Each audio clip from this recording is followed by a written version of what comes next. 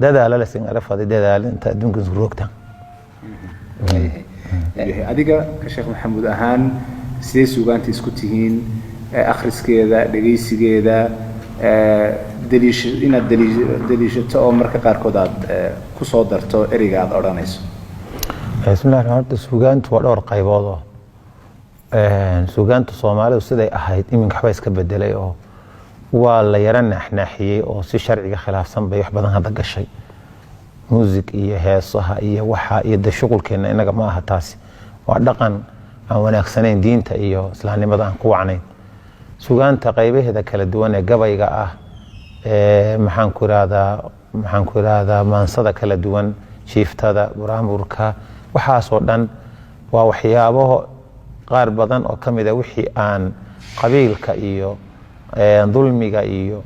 dumarka maxaasintooda iyo jirkooda xubnahooda iyo waxa akhlaaq xumo ama diin xumo wax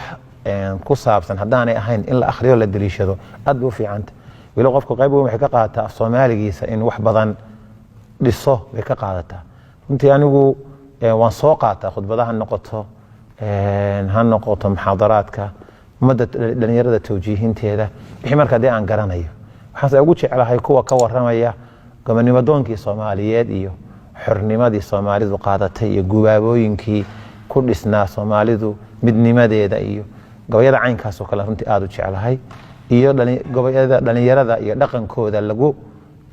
hoga tusaaleynayo lagu maxaan ku tilmaamayo gabayada aad u jecelahay waxa kamid Xajaadaf Qalooci Ismaaciil Mire iyo ragcaynkaas kamid ah waxaan aad u ilaawaya marka qaarkood iskuulkan ku dhigan jirnay Soomaaliya dugsiyada dhexe ee dheerka inuu habaan filaya gabayadii gobonnimadoonka ahaa oo Xajaadaf Qalooci raxmatullaahi calayhi waan filaya gobonnimada hawleerinina kuma haleeye rag horumar doona waayaa hor jooge haasawo jiifiyo urda kama timaade habeennimaan u guuren hool lama yidhaahde halkay taal wax ka xiga halis iyo dab weeye gubaabada uu ka waramay marka gobonnimada iyo nin kale oday oo dhintay oo isagu shaacir weyn ahay laakiin gabayada intii gabi jiray oo ragii taariikhda laga qorayna kamid ahaa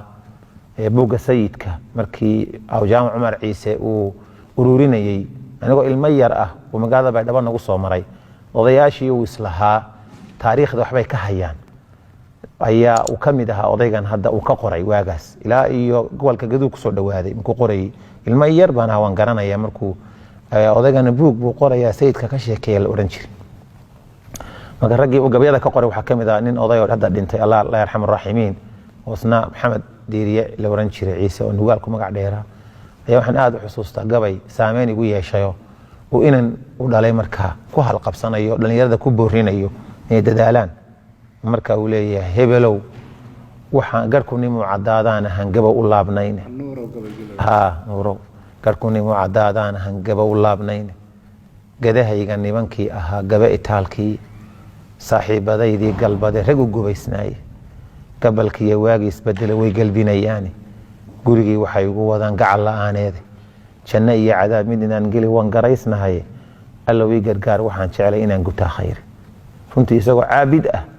oo aad cibaadada ligliga u haystaba ajashi u timid